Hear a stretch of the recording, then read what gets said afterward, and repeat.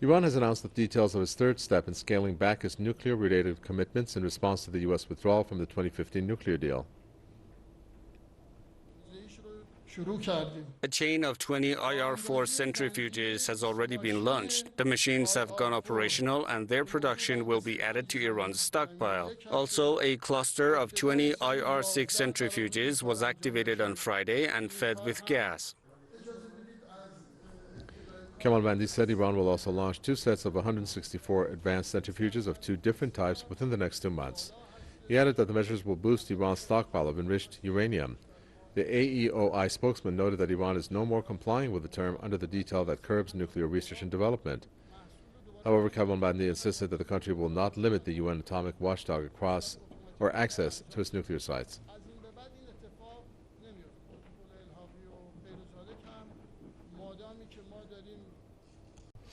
We're going to return back to one of our headlines regarding Iran. We have our first correspondent, Ghambar Nadri, who joins us in the studios to share with us what he experienced and saw at the press conference. And also for an analysis, we have Mr.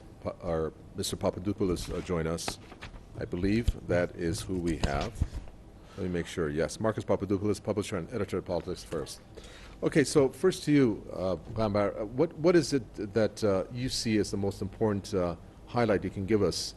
Because based on our headline, this is about R&D, research and development, that the limitations are now set aside as Iran sees it in order for them to pursue that avenue. Well, a lot has been set aside, Kaveh. 4 more measures were taken today with regard to research and development, production of new products, and of course, installation of new generation of centrifuges. IR4, IR6, and IR2M, that some news outlets forgot to mention. Only 4 more measures remain with regard to Iran reversing its commitments under the JCPOA, and these also include installation of new centrifuges. So basically, Iran has completely reverse its commitments over the next 2 months if the remaining signatories to the deal fail to meet their end of the bargain. I repeat, if they meet their end of the bargain, which is helping Iran see the economic benefits of the deal, such as selling oil and getting paid for it, all these measures taken so far are reversible under the JCPOA. Let's not forget the fact that Iran has not violated any terms and conditions of the deal so far. Everything is being done within the confines of the JCPOA, including building a new nuclear power plant inside the country, the second actually.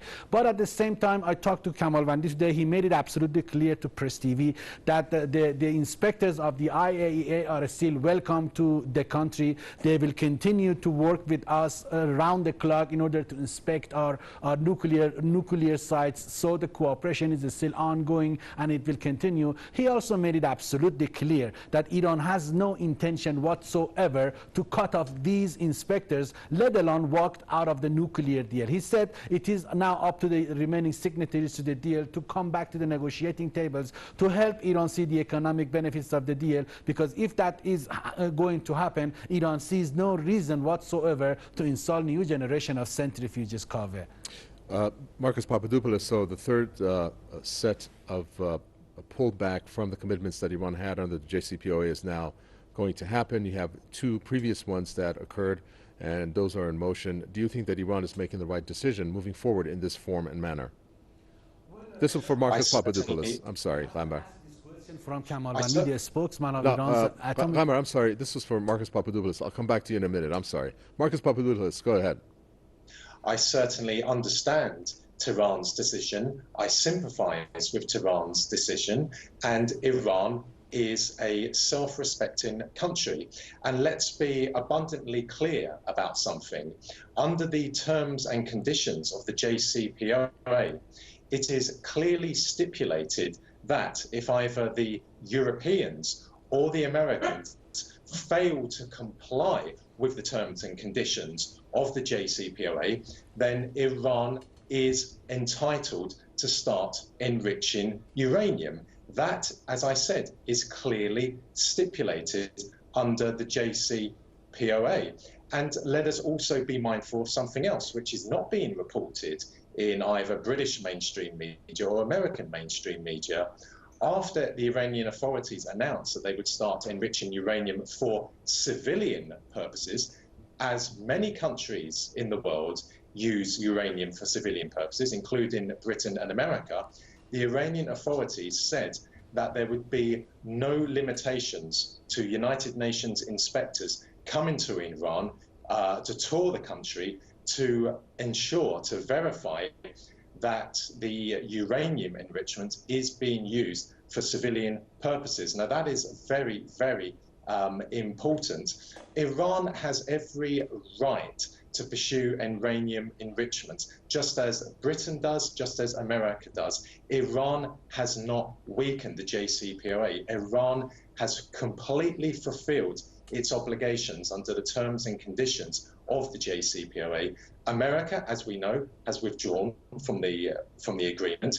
The Europeans, whilst they are still parties to the agreement, have failed to compensate Iran for the losses that the Iranian economy is suffering, is incurring as a result of the severe sanctions that the Trump administration has placed on Iran. So in light of that, there is very little else for Iran to do but to resort to the measures that it has announced.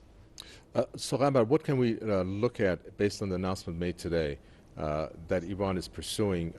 If you can make it simpler, some of the technical jargons for the average viewer to understand, and what Iran is pursuing and what it's not pursuing. Well, Kaveh, how can I tell you? All these research and development activities, including the installation of new centrifuges, were banned under the JCPOA for a limited period of time. But now we know that there are some terms and conditions inside the JCPOA that allows Iran to do just that if the remaining signatories to the deal violate or the commitments or fail to meet their end of the bargain. Speaking about reversing Iran, the measures that Iran has taken so far, Kaveh, these are technical issues. Iran cannot reverse them overnight. Just as the way Iran started taking these steps under the supervision of the IAEA, it will take some time for Iran to reverse its decisions. So far, the remaining signatories have only 2 months left to come to their senses and realize, as Kamalvandi made it absolutely clear today to Press TV, that it is not just Iran that is supposed to stick to the nuclear deal. The remaining signatories have to meet their end of the bargain too, because this is an international agreement that has been ratified by the UN Security Council. It is an international agreement and no single country is supposed to save it. It requires an international effort, and that's precisely what the Iranian government expects from the remaining signatories to see. If they meet the end of the bargain, all these steps are reversible, and they are going to be reversed under the supervision of the IAEA. Kaveh. Marcus Papadopoulos, we have a reaction coming from the U.S. at this point. So far, the U.S. Defense Secretary Mark Esper, I'm going to quote him: "I'm not surprised that Iran has announced that it's going to violate the JCPOA. It's no surprise that the Iranians are going to pursue what the Iranians have always intended to pursue." Give us your reaction on that, especially given the fact that Iran is a signatory to the NPT and Israel is not. Well, I tell you what the Americans have always intended to do, if I can use that word which you just quoted from that American official. Washington has always intended to bring down the Iranian government, to destroy the Islamic Revolution, to return to Iran to how it was during the days of the Shahs, namely a client state, a vassal state of the Americans. That's what the US has always intended to do when it comes to Iran. And when Washington makes this allegation that Iran has failed to comply with terms and conditions of the JCPOA, well, can they be more specific? And if they can be more specific, can they corroborate their assertions with concrete evidence, the likes of which would be accepted in a proper, legitimate court of law? I think not. The Americans, of course, know that Iran has fully complied with the terms and conditions of the JCPOA. The Europeans, the British, the French and the Germans have said that Iran has complied with the terms and conditions of the JCPOA. The Americans, of course, will say anything in order to try and advance their geostrategic objectives, and that is to overthrow the Iranian state and to impose a pro-American, pro-British, and pro-Israeli and pro-Saudi government in Tehran. That is why the Americans have withdrawn from the JCPOA. That is why they have imposed these vicious sanctions on Iran, which is harming the ordinary Iranian person. We must not listen to a word that comes out of the mouths of American politicians, because American politicians, like their Israeli counterparts, are pathological and malicious liars. So, Gambar, at this point, we know that there is also between Iran and the EU, in terms of how Iran has said that the EU has not fulfilled its end of the promises. This comes, of course, on the day where EU again has made an announcement regarding Instex, that it's operational, still some distance to go for it to become fully effective the way that Iran, at least to fulfill Iran's expectations. Do you think this will have an effect on that? I mean, do you have any news as to the reaction by the EU, or how this relationship here can be defined? Well, Kaveh, any kind of tension with Iran is going to affect the stability of the region and beyond.